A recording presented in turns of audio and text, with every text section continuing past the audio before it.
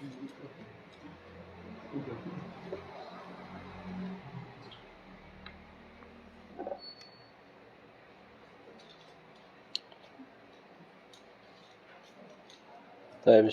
alhamdulillah, salatu wassalamu ala sayyidina rasulillah wa ala alihi wa sahbihi wa man walah wa la hawla wa la quwwata illa billah.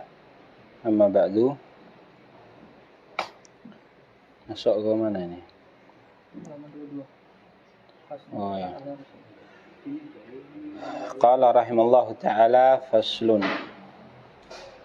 fi bayani ma yarfa'u malamata syar'i ala ta'khiri sholati an waqtiha. Pasal penjelasan tentang apa-apa yang menghilangkan celaan syariat atas mengakhirkan sholat dari waktunya. Artinya, kalau ada hal-hal ini, maka ketika orang sholatnya di luar waktu, artinya sudah lewat waktunya, itu dia tidak terkena dosa. Tidak terkena dosa. Artinya udzur-udzur yang menghilangkan dosa dari seseorang yang mengakhirkan sholat sampai keluar waktunya. Ya. A'dzar ini jam'u udrin. Ya. A'dzar allati la ya'thamul insanu ma'aha bi ta'khiris sholat. Udzur-udzur yang mana apabila ada pada seseorang dia tidak berdosa ketika dia mengakhirkan sholat an adaiha fi waqtihal matlub, ketika dia mengakhirkan sholat dengan dikerjakan bukan di waktu yang dibatasi oleh syariat. Artinya sholat ini kan termasuk dari al-wajibul mu'aqqad, kewajiban yang mana waktunya ada ketentuannya, kapan masuknya, kapan keluarnya.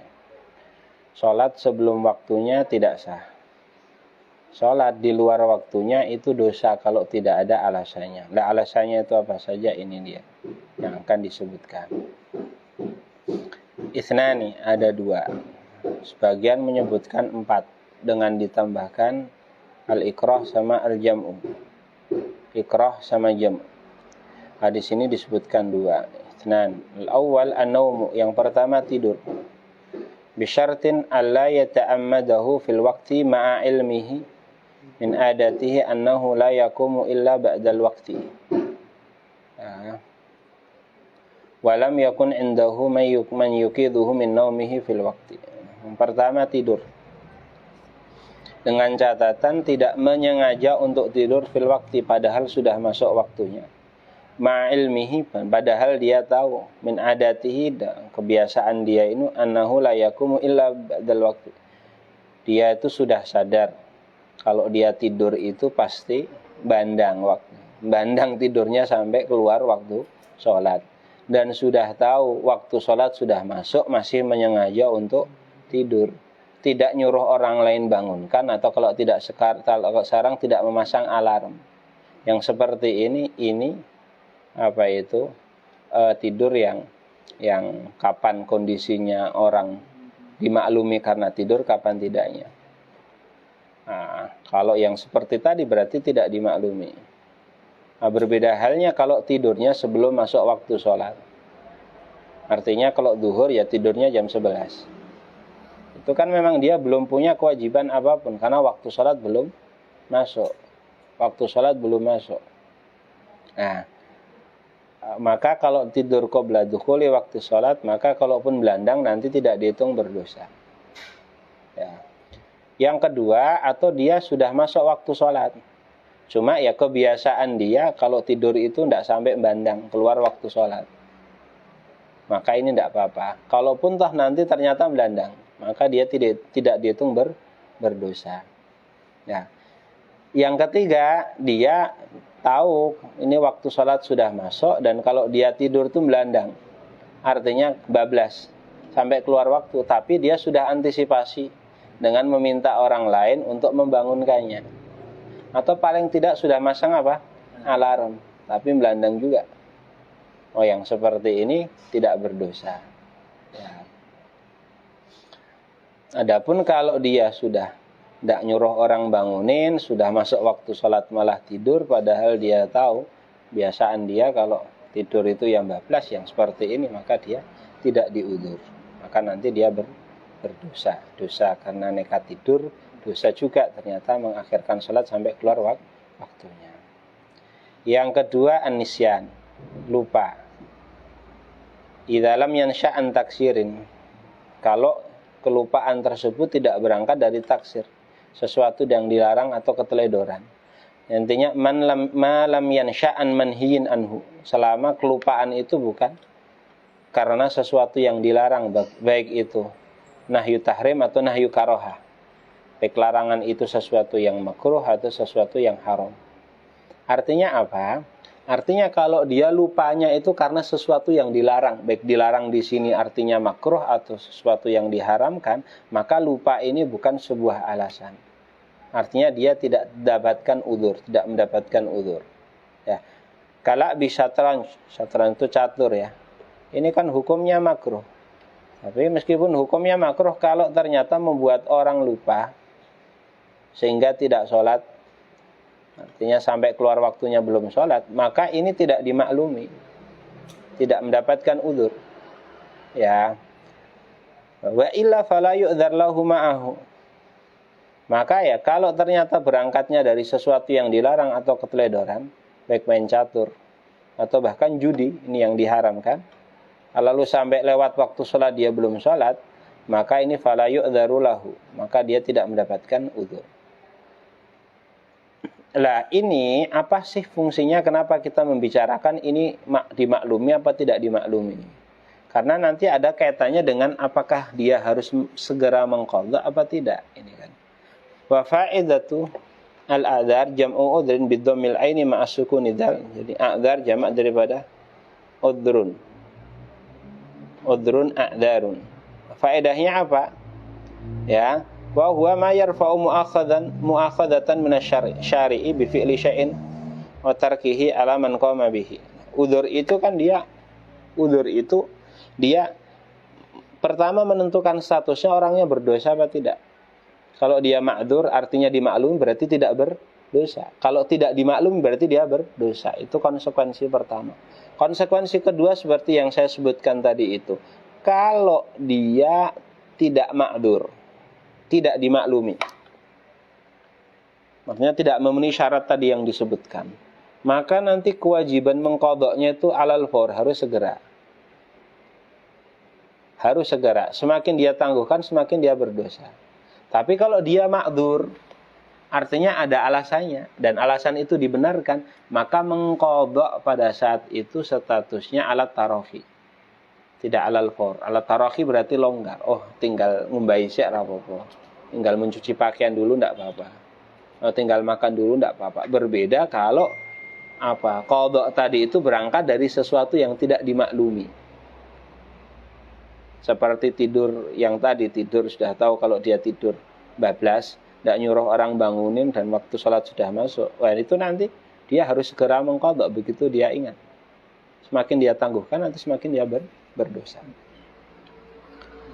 Wal murad bil jam'i huna ma fawqal wahid. Ma fawqal wahid. A'dzar ini kan jamak. Jamak itu kan aqallul jam'i berapa? 3. Di sini disebutkan cuma berapa? 2. Kan cuma 2. Loh, 2 ini kok dikatakan a'dzar. Loh, di sini membuat istilah bahwa jamak itu yang penting lebih dari 1. Atau sebenarnya ada udzur-udzur lain yang memang belum disebutkan di sini, seperti apa tadi? Al-ikrah sama al-jam'u. Al-ikrah sama al-jam'u. Nah, ini yang pertama. Yang kedua, faslun fi bayani syurut li sihhati sholati. Fasal penjelasan tentang syarat-syarat sah salat. Wa syartu adapun syarat ma tatawaqqafu alaihi sihhatu fi'li syai'i wa laysa minhu. Apa-apa yang mana keabsahan melakukan sesuatu itu tatawaqqafu alaihi tergantung darinya. Wa laysa minhu, dan apa-apa itu bukan bagian dari sesuatu tersebut. Artinya gini, sesuatu yang keberadaannya itu harus, kalau tidak berarti tidak sah. Hal-hal yang mana keberadaan hal-hal tersebut itu sesuatu yang harus. Kalau tidak, maka fi'ilnya nanti tidak sah. Meskipun hal-hal tadi itu di luar prosesi sesuatu tersebut. yang sering saya sebutkan. Misalnya sholat, taharah minal hadath, itu syarat sah. Syarat sah apa? Sholat. Artinya kalau sholat tanpanya sholat tidak sah. Tapi apakah bersuci dari hadas bagian dari hakikat sholat? Tidak. Sholat itu adalah bacaan, gerakan, dimulai dengan takbir, diakhiri dengan salam, dengan niat. Tidak masuk di dalamnya kaitannya hadas ataupun najis. Nah, itu namanya syarat. Itu juga nanti yang membedakan antara syarat dan rukun. Syurutu sihhati sholat, syarat-syarat sah sholat, wahiyya lughatan ad-du'a. Sholat secara bahasa artinya doa. Doa, mendoakan kebaikan. Ad-du'a bi khairin. Wa syar'an aqwalun wa af'alun. Secara syar'i adalah bacaan-bacaan, gerakan-gerakan. Muftatahatun, kurang tak ya, yang dimulai dengan takbir. Muhtatamatun bitaslim, diakhiri dengan taslim. Bisyara'ita maksusatin, dengan syarat-syarat tertentu. Itulah sholat. Nah, itu hakikat syariah daripada sholat. Ya dinamakan sholat karena ya di dalam sholat itu sendiri kan ada doa. Makanya dinamakan sholat. Samaniyah, ada 8. Al-awwal, syarat yang pertama, taharatul hadatsain, suci dari 2 hadas. Ai taharah anil hadatsaini al-akbar wal asghar, salat dari 2 hadas, al-akbari wal asghari, yaitu hadas besar dan hadas kecil. Ma'al kudrah, dengan catatan memang dia mampu untuk bersuci dari hadas besar ataupun hadas kecil. Ya. Amma faqidu tahuraini, adapun orang yang tidak mendapatkan 2 alat suci, dari kata faqada yafqadu, ya, faqida yafqadu, ya, faqada yafqidu atau yafqidu, ya, babi fa'ala yaf'ilu, ya. Orang yang tidak mendapatkan 2 alat suci, artinya tidak mendapatkan air, lagi tidak mendapatkan apa? Tidak mendapatkan debu ataupun tanah. Fala tushtaratu fi haqqihi taharah, maka tidak disyaratkan baginya suci dari hadas. Ma'a wujubil i'adati, meskipun dia harus wajib mengulangi sholat tersebut. Artinya faqidu tahuraini, yang tidak dapat air, tidak dapat debu, artinya tidak bisa wudu atau mandi besar, juga tidak bisa tayamum. Sedangkan waktu ini kan berjalan, dia akan dihampiri waktu sholat, maka nanti dia sholat. Yusolli li hurmatil waqti, sholat itu untuk sekedar menghormati waktu. Sholat itu untuk sekedar menghormati waktu. Itu tidak menafikan nanti dia wajib untuk mengqadha sholat tersebut. Itu tidak menafikan nanti dia tetap wajib untuk mengqadha sholat tersebut. Ya. Karena sholatnya memang sekedar li hurmatil waqti, bukan li isqatil qadha, bukan untuk menggugurkan kewajiban untuk mengulangi sholat tersebut. Ya.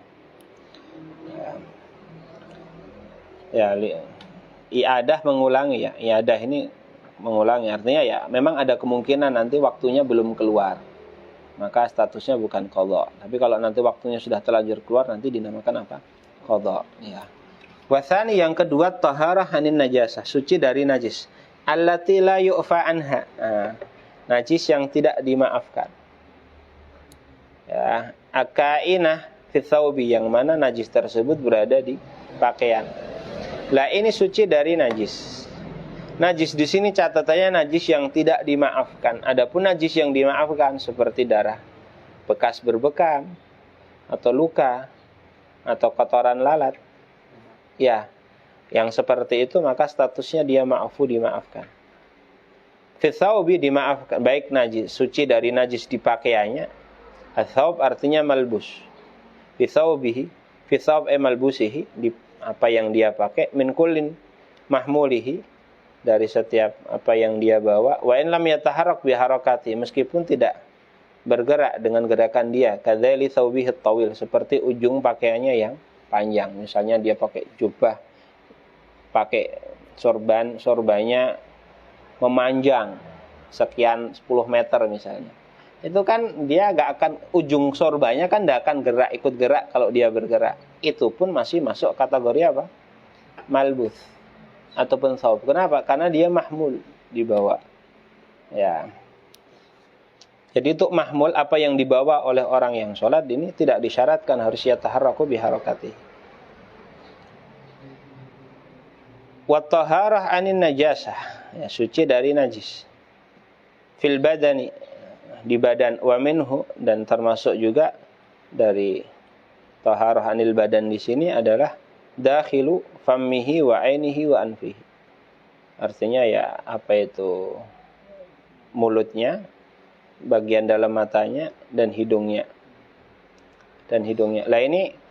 Lah nanti ini dibedakan antara najis sama hadas ya. Najis itu urusannya berat. Jadi dia lebih diperketat daripada apa? Hadas. Kalau hadas itu kalau muka ini kan sekedar muka saja, artinya mungkin sampai permukaan merah bibir ini saja. Adapun dalam mulut tidak masuk dalam kategori apa? Muka. Dalam hidung tidak masuk dalam kategori muka. Dalam mata tidak masuk dalam kategori muka. Itu dalam urusan hadas. Sehingga nggak kena air pun tidak masalah. Tapi kalau urusan najis, mulut, mata bagian dalam sampai hidung bagian dalam itu termasuk yang wajib dibersihkan, termasuk dari anggota badan yang harus disucikan dari najis. Loh, bedanya apa? Kok bersuci dari hadas tidak disyaratkan sedangkan bersuci dari najis disyaratkan? Karena urusan najis ini lebih berat daripada urusan apa? Hadas, sehingga secara mekanisme lebih diperketat daripada hadas. Seperti itu. Ya. Wa taharah anin najasah fil makan, dan suci dari najis di tempat. Artinya tempat orang yang sholat. Ail makan ladzi yusalli huwa fihi, tempat di mana dia sholat, di tempat tersebut. Nah, tempat di mana dia sholat di tempat tersebut ini kan masih ambigu ini. Artinya kita sholat di sini, ini apakah kalau misalnya saya sholat di sini ada najis, apakah sholat saya tidak sah? Makanya harus ditafsirkan yang dimaksud tempat sholat itu seperti apa. Maka nanti di sini dikatakan wal makanul ladzi yushtaratu taharatu fil makan, tempat yang dimaksudkan dengan harus suci tempat orang yang sholat adalah mayulaki syai'an min badanihi, yang bersinggungan langsung dengan anggota badannya, malbusi atau pakaiannya. Berarti kalau posisinya berdiri berarti ya di bawah telapak kakinya. Kalau posisinya sedang sujud yang bersinggungan langsung dengan misalnya 7 anggota badan atau dengan pakaiannya. Adapun kalau tidak bersinggungan langsung seperti sini, wa tasihhus sholatu ma'al karahati biqurbin najasah. Maka di sini katakan salat tetap sah meskipun makruh dalam posisi dekat dengan najis. Walau bi tarfi nahwi sajadati, seperti di ujung sajadahnya. Dia sholat di atas sajadah, ujung sajadahnya ada najisnya. Tapi kan dia tidak nginjak langsung. Ini hukumnya apa? Sholatnya sah tapi hukumnya makruh. Ya, aw tahta batnihi halatas sujud, atau di bawah perutnya. Artinya di bawah perutnya tapi tidak bersinggungan langsung. Cuma di bawahnya saja, tidak bersinggungan langsung dengan badannya. Itu otomatis kan posisinya sujud. Tidak bersinggungan langsung dengan pakaiannya. Pas kita misalnya terkadang kan kita sholat. Pas sholat itu kan di bawah ada najis. Kita terpaksa misalnya di bawah tepat badan kita tepat itu ada najis. Nah itu kalau sejak awal kita tahu di situ, maka sholat di tempat itu tetap sah. Tapi hukumnya apa? Makruh. Seperti itu. Ya.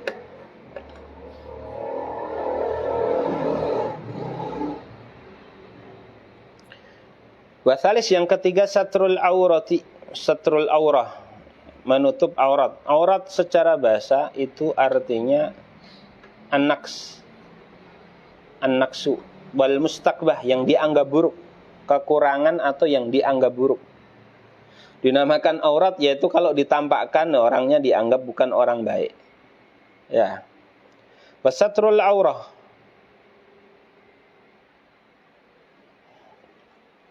lah, pembahasan aurat itu ada paling tidak ada di 2 tempat. Tempat yang pertama di bab ini syurutus sihhati salat ini.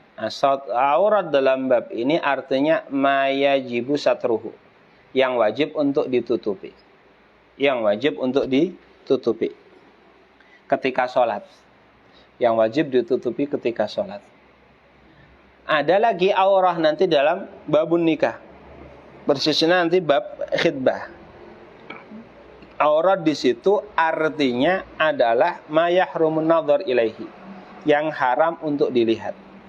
Yang haram untuk dilihat. Nah ini.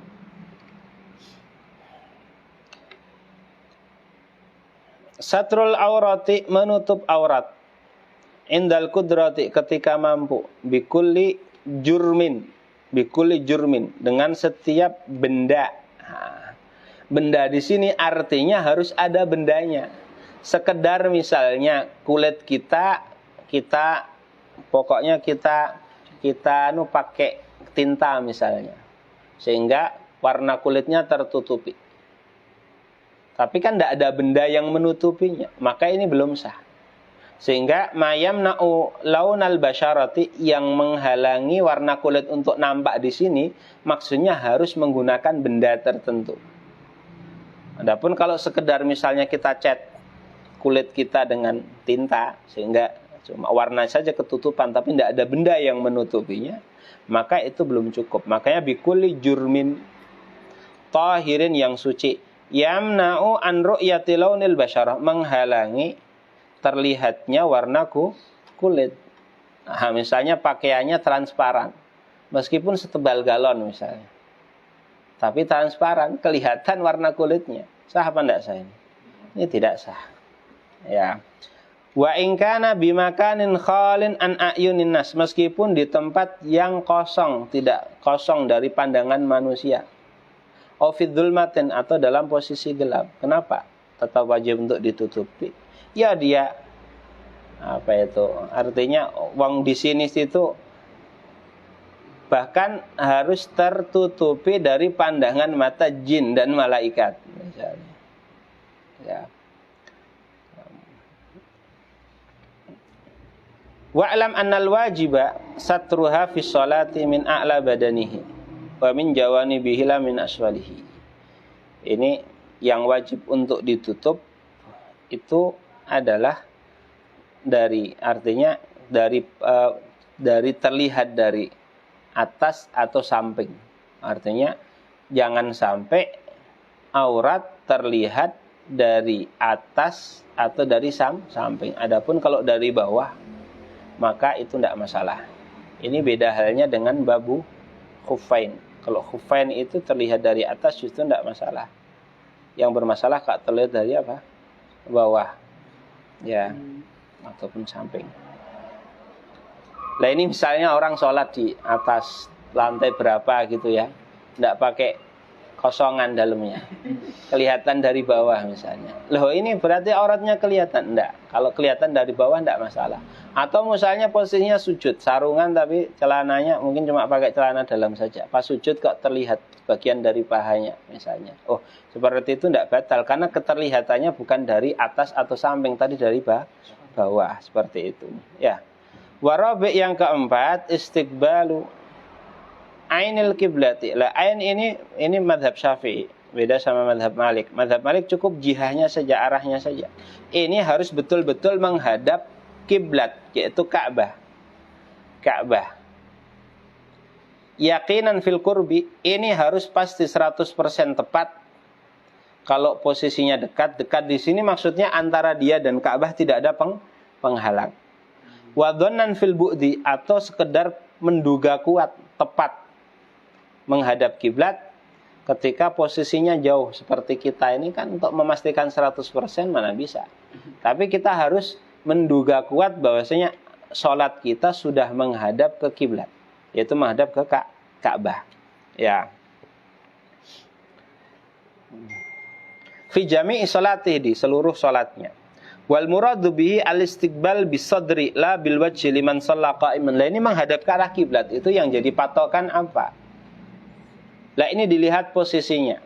Kalau posisinya dalam posisi berdiri, paling tidak dadanya yang harus menghadap ke kiblat. Ya, lalu wajahnya kalaupun tidak menghadap tidak apa-apa. Gini mungkin salat. Misalnya sana kiblatnya kan, yang penting dadanya. Wajah itu mau noleh kanan, noleh kiri sebenarnya tidak mempengaruhi keabsahan sholat. Ya. Aw bil wajhi ma'a muqaddami badanihi liman shalla muttaji'an, atau wajah beserta anggota bagian depan tubuh seseorang kalau posisinya muttaji'.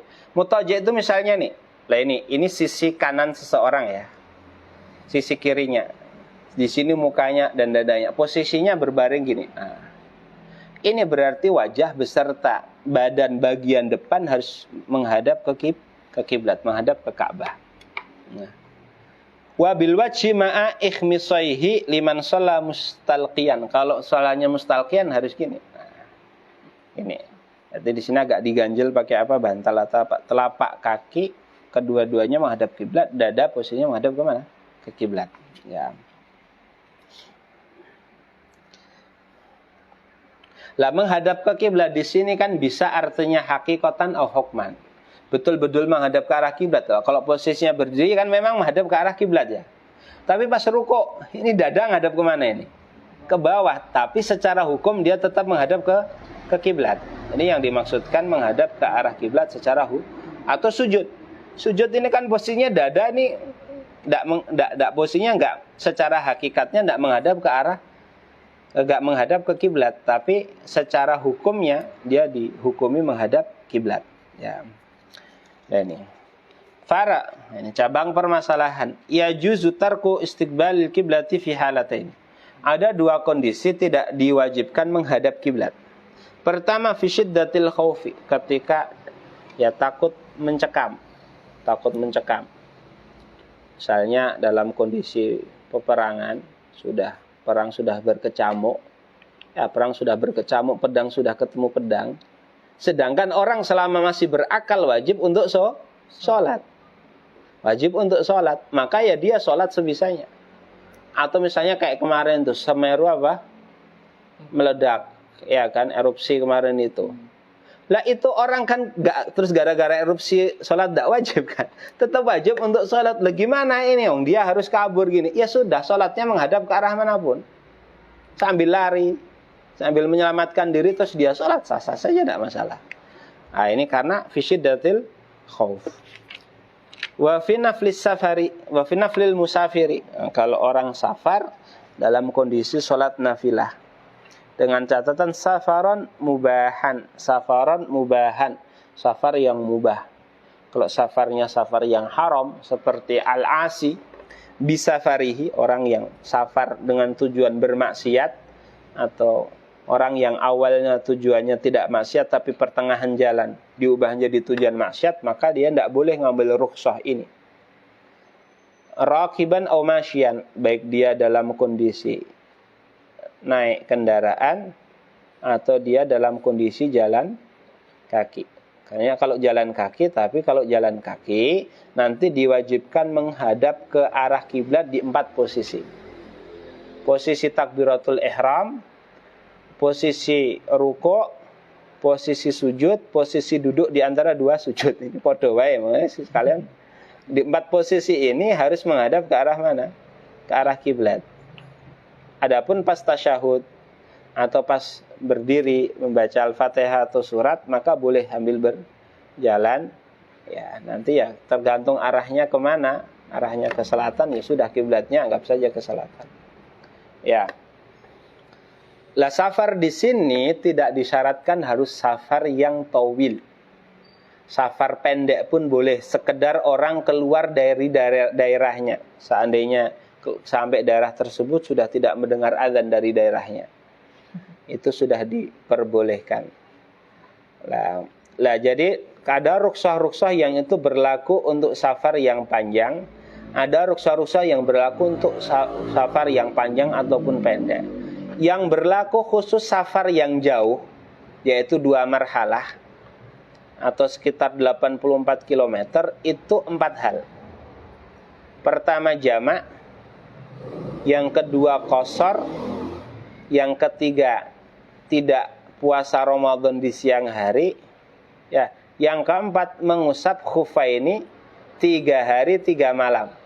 4 hal ini Kalau antum mendengar dalam fikih, oh diperbolehkan bagi musafir untuk pertama menjamak sholatnya, kedua mengqashar sholatnya, ketiga untuk tidak puasa di siang hari bulan Ramadan, yang keempat untuk mengusap khuffainya sampai 3 hari 3 malam. Maka yang harus antum pahami, musafir di sini adalah safar yang jauh, yaitu yang sudah sampai pada radius 2 marhalah, perjalanan sehari semalam, menggunakan onta misalnya, menggunakan beban yang berat, dihitung waktu makan, waktu minum, waktu istirahat, yang kurang lebih diperkirakan adalah 84 kilometer. Selain itu seperti misalnya tidak diwajibkannya untuk sholat Jumat, ya, terus diperbolehkan untuk sholat di atas kendaraan, ya, sholat nafilah di atas kendaraan maksudnya. Lah ini rukhsah ini berlaku mau safarnya jauh atau safarnya tidak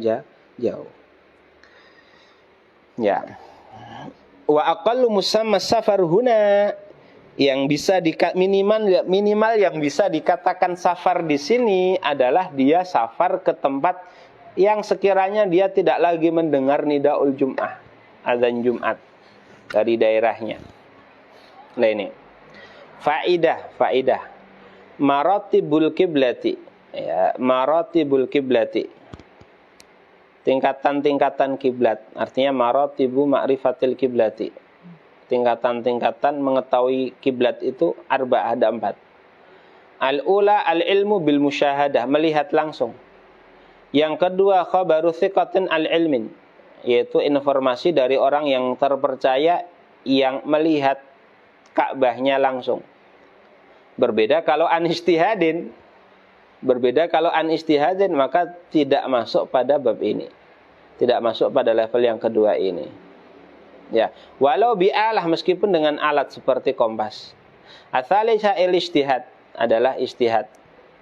Arabiyah taklidul mujtahid, yang keempat baru taklidul mujtahid. Tidak bisa berijtihad, ya sudah langsung ikutin orang yang sudah berijtihad dalam menentukan arah kiblat, seperti itu. Wal khamis, yang kelima, syarat saya yang kelima, ma'rifatu dukhulil waqti yaqinan aw dhannan, memastikan masuknya waktu sholat, baik secara 100% yakin atau menduga kuat. Falau shalla min ghairi ma'rifati dukhulil waqti, kalau dia nekat sholat tanpa dia memastikan waktunya sudah masuk, atau tanpa menduga kuat waktunya sudah masuk, lam tasihha sholatu, maka sholatnya tidak sah. Wa in waqa'at fil waqti, meskipun ternyata kebetulan tepat waktunya. Artinya orang ragu-ragu, ini sudah masuk waktu sholat apa belum ya? Dia nekat takbiratul ihram, maka sholatnya tidak sah meskipun tepat waktu. Meskipun tepat waktu. Amma law shalla bil ijtihad, adapun kalau dia sholat dengan menggunakan ijtihad, artinya dengan menggunakan ijtihad menentukan masuknya waktu atau belum, tsumma tabayyana khata'uhu, maka lalu dia apa? Tabayyana khata'uhu, ketahuan salahnya.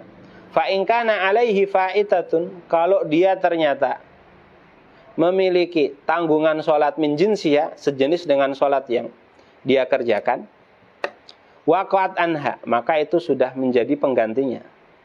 Wa ila waqa'at naflan mutlaqan, kalau tidak maka statusnya menjadi nafilah mutlaqah. Misalnya gini, antum sholat subuh, ternyata ketahuan setelahnya bahwa antum sholat sebelum masuk waktunya, maka dilihat, kamu punya tanggungan sholat subuh enggak yang harus kamu qadha? Oh ya punya, berarti sudah enggak perlu kamu qadha lagi, itu sudah jadi penggantinya.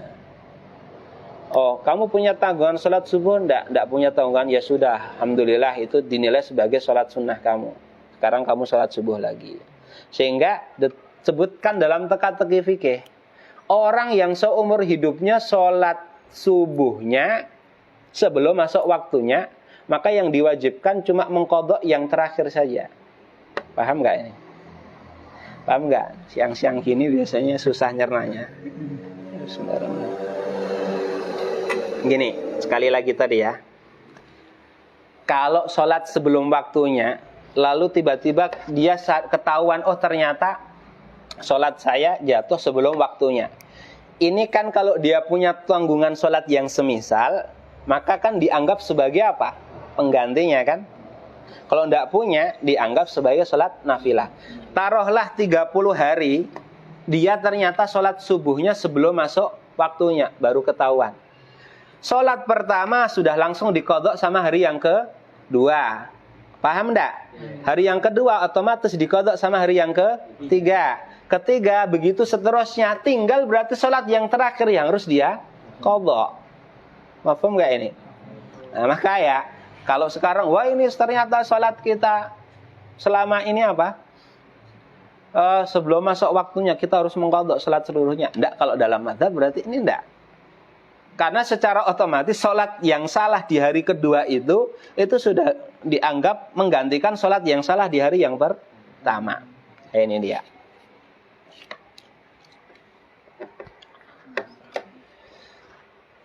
Wasadis yang keenam, al-ilmu bifardiyatiha. Ya. Meyakini kefarduannya, mengetahui kefarduannya. Bi ayya lama annaha fardun walau amian, meskipun orang tadi orang awam. Artinya kalau dia meyakini sholat subuh itu sunnah misalnya, loh berarti ya sholatnya tidak sah, itu sholat fardu kok. Ya. Wasabi yang ketujuh, ala ya'taqida fardhon muayyanan kainan min furudhiha karruku' wasujud sunnatan. Ya, jangan meyakini salah satu rukun yang definitif dari rukun-rukun sholat seperti rukuk dan sujud sebagai sesuatu yang sunnah. Jadi gini, kalau kita sholat misalnya dan kita berkeyakinan bahwa tasyahud akhir itu hukumnya sunnah, tidak wajib, sholat kita tidak sah. Apa artinya ini? Artinya ini idealnya kita harus bisa membedakan mana yang rukun, mana yang sunnah. Mana yang rukun, mana yang sunnah. Atau kalaupun tidak ideal, paling tidak kamu yakini semuanya rukun. Kamu yakini semuanya rukun. Atau kamu yakini sholat itu ada yang rukun, ada yang sunnah. Tapi jangan berspekulasi untuk menebak-nebak. Pokoknya pasrah bongkoan saja. Namanya sholat ada rukun, ada sunnahnya. Tanpa dia menentukan si A rukun, si B sunnah. Itu paling tidak. Nah, hanya saja nanti apakah ini wes pernah sinau, wes pernah ngaji, dalam tempo waktu yang logis dia itu bisa membedakan antara mana yang rukun, mana yang sunnah. Karena gini, karena nanti Romli mengatakan bolehnya pasrah bongkoan, artinya bolehnya meyakini semuanya itu rukun, atau bolehnya meyakini ada yang rukun, ada yang sunnah tanpa menebak satu, ini yang rukun, ini yang sunnah. Ini hanya berlaku. Adapun bagi orang yang sudah pernah belajar fikih dalam tempo waktu yang cukup, dia tidak ma'dzur, harus bisa membedakan mana yang rukun, mana yang sunnah. Ini versi Romli. Kalau Ibnu Hajar enggak, ini pokoknya pasrah bongkoan ini mau dia sudah pernah belajar fikih ataupun belum pernah belajar fikih. Nah itu. Nah. Karena sampai sekarang mungkin masih ada yang meyakini bahwasanya tasyahud akhir itu hukumnya apa? Sunnah. Atau salawat kepada Nabi itu hukumnya sunnah di tasyahud akhir. Padahal dia bagian dari apa? Rukun. Bagian daripada rukun. Ya.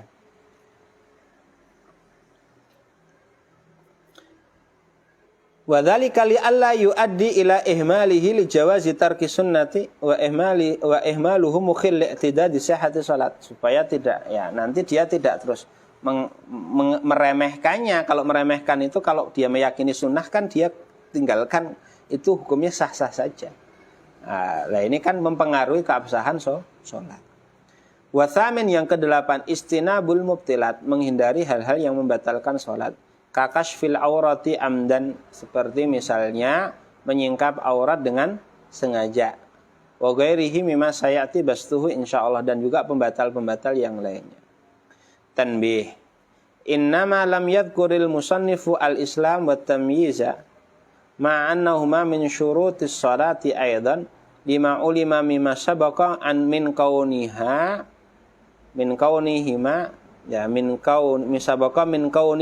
syartaini, ya harusnya ya, karena dia khobar kaun. Syartaini dari yang sudah dibahas sebelumnya dalam pembahasan apa? pembahasan syurutu sihhati al-wudu. Syurutu sihhatil wudu. Otomatis kalau wudunya tidak sah ya salatnya tidak sah, gitu sajalah. Ya. Min kaunihima syartaini lil wudu. Tsumma lamma dzakara al-musannif anna min jumlati syurutis shalah al-mubtilat wa min jumlatil mubtat al-hadas fanasaba dzikruhuna faqala. Karena salah satu syarat sahnya itu adalah suci dari hadas, dan mana hadas itu adalah pembatal salat, maka di sini akan dibahas hadas itu. Hadas itu apa? Nah, ini. Faslun al-ahdatsu hadas bi'tibaratihi bi'tibari annahu hadas ditinjau bahwa hadas itu adalah sesuatu yang mewajibkan wudu atau mewajibkan mandi besar. Itsnan, ada dua. Hadas kalau ditinjau statusnya ini digarisbawahi. Lah ini sebenarnya sih nanti ujungnya larinya ke pembahasan masalah akidah. Akidah. Apakah sabab itu mu'athir bidzatihi fil musabbab apa tidak? Karena nanti memang orang kalangan mutakallimun itu mereka yang fi ta'thir al-asbab. Menafikan apa? Ta'thir, pengaruh daripada sebab. Jadi mereka mengatakan, makanya mereka ketika mendefinisikan air, nanti di kitab fikih ini kan terkenal. Mereka mendefinisikan air itu adalah jauharun syaffafun yatalawwanu bilauni ina'ihi yakhluqullahu rayya inda tanawulihi. Benda yang transparan, yang mana warnanya ngikutin warna bejananya, yang Allah menciptakan rasa hilang haus ketika orang mengkonsumsinya. Jadi air tidak dengan sendirinya menghilangkan dahaga seseorang, tapi dengan Allah menciptakan hilangnya dahaga dari seseorang. Kalau kamu motong benang, itu yang menyebabkan terpotong itu bukan guntingnya itu, tapi Allah menjadikan terpotong ketika gunting menyentuh benang. Cuma ini kan untuk dicerna oleh orang biasa saja susah. Tapi di sini dipilih ibarat, artinya hatta dalam bab syariat pun nanti mereka komitmen dengan seperti itu. Jadi hadas itu bukan oleh sebab tidur. Hadas itu adalah ada bersamaan dengan adanya tidur. Bisa bedakan? Ya, itulah.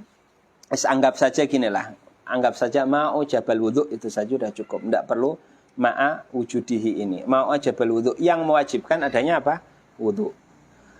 Li ibahati, supaya dimubahkan, fi'li ma huwa mahdhurun lahu, supaya dia dimubahkan untuk melakukan apa-apa yang dilarang baginya sebelumnya.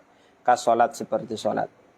Wa in syi'ta qulta, kalau kamu mau kamu boleh mengatakan hadas kecil itu kuluma yang kudul wudu, setiap yang membatalkan wudu. Setiap yang membatalkan wudu. Meskipun tidak semua yang berhadas kecil sebelumnya sudah berwudu. Ya. Meskipun tidak semua yang berhadas kecil sebelumnya sudah berwudu. Makanya kemarin pembahasan nawaqidul wudu itu sebenarnya bukan pembahasan yang tepat. Misalnya gini, seorang anak balik, dia berhadas, meskipun sebelumnya dia belum wudu, belum pernah wudu misalnya, lalu dia balik, kan dia dikatakan berhadas, meskipun wudunya tidak dikatakan batal, dia sebelumnya belum pernah apa? Wudu. Nah, seperti itu. Wal hadatsul akbar, atau hadas besar, wa huwa ma'aujaba ma'ahu al-ghusla, ma'aujabal ghusla gitu, yang mewajibkan mandi besar. Wa huwa arba'atu asya, al-janabah wal haid wal nifas wal wiladah. Sudah kayaknya dibahas ya. Ya kan? Wa ja'ala ba'duhum al-ahdath thalathan. Sebagian menjadikan hadas itu bukan hanya dua, bukan hanya asghar dan akbar, tapi tiga, asghar wa ausat wa akbar. Ini sudah kita singgung juga ya. Fal haidu yusamma hadatsan akbara. Haid dinamakan hadas besar. Likauni ma yahrumu bihi aktsar min ghairihi, karena pantangannya paling banyak. Hal-hal yang diharamkan karena haid ini paling banyak kan dibandingkan sama janabah dan sama hadas kecil. Wa kadza nifas. Demikian juga nifas. Nifas ini sama hukumnya dengan haid. Wal janabatu, sedangkan janabah tusamma hadatsan awsata, dinamakan hadas awsat. Likauni ma yahrumu bihi aqal mimma yahrumu bil haid. Dinamakan hadas pertengahan kenapa? Karena pantangan orang yang junub lebih sedikit daripada pantangan orang yang haid dan nifas, tapi lebih banyak daripada pantangan orang yang berhadas kecil. Wa aktsar mimma yahrumu binaqidil wudu. Ya. Wa naqidul wudu yusamma hadatsan asghar, pembatal wudu dinamakan hadas kecil. Likauni ma yahrumu bihi, karena yang diharamkan karena hal-hal yang membatalkan wudu itu lebih sedikit daripada yang diharamkan dengan janabah atau dengan haid dan dengan nifas. Nah, ini dia. Nah, ini yang terkait dengan hadas. Ya. Jam berapa ini? Lanjut aurat enggak ini? Cek kuat aurat. Bisa aja. Berarti aurat kita bahas besok. Tafi bihadzal qadar. Assalamualaikum warahmatullahi wabarakatuh.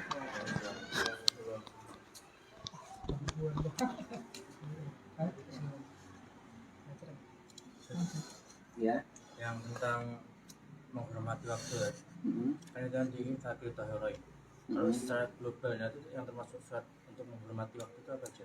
Kalau sholat untuk menghormati waktu ya, orang sudah dituntut harus sholat, tapi tidak memenuhi syarat sah sholat.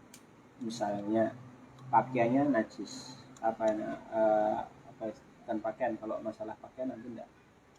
Misalnya tidak antum di pesawat sholat, terus tidak mampu untuk sholat dalam posisi menghadap ke arah kiblat dan tidak mampu berdiri, antum posisinya kamu dalam posisi duduk. Tidak mau kan antum harus sholat dalam posisi duduk, padahal sholat wajib tidak boleh kerjakan pertama di atas kendaraan, yang kedua dalam posisi duduk. Nah, yang seperti ini kamu pokoknya tetap sholat, tapi nanti diwajibkan untuk mengqadha sholat tersebut.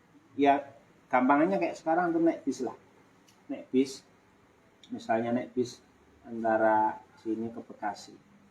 Nah, masalahnya bis tersebut berangkatnya qobla asar. Sampai di sana misalnya jam 2 malam. Itu kan ada sholat asar, ada sholat maghrib, ada sholat isya.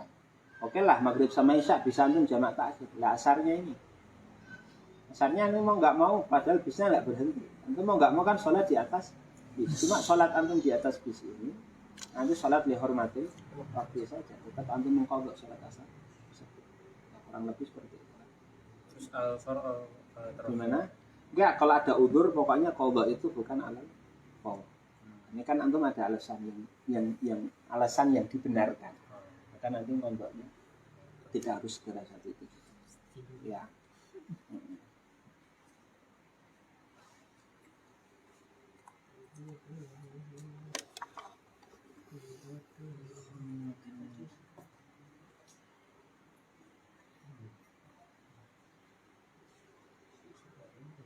Kalau aurat tadi Zat, kalau kelihatan dari bawah itu misalnya di luar sholat, tapi Keluar di dari, luar sholat itu berdosa nggak yang kelihatan? kalau dia tidak, kalau di luar sholat itu kan berarti pembahasan mayahrumu nadhar ilaihi. Berarti yang dosa pandai itu yang lihat atau yang memperlihatkan kalau disengaja. Artinya jurmun ya? Apa? Jurmun itu ada bendanya, Mas. Bukan hanya bekasnya saja. Nah, bekasnya saja. Yang nempel. Iya, ada benda yang nempel. Borok ya? Gimana? Borok. Borok apa itu? Yang luka kan biasanya. Oh, enggak apa-apa. Kalau bekas kusur dumal, kusratu dumal atau apa itu dimaafkan. Dianggap itu dari bagian dari anggota.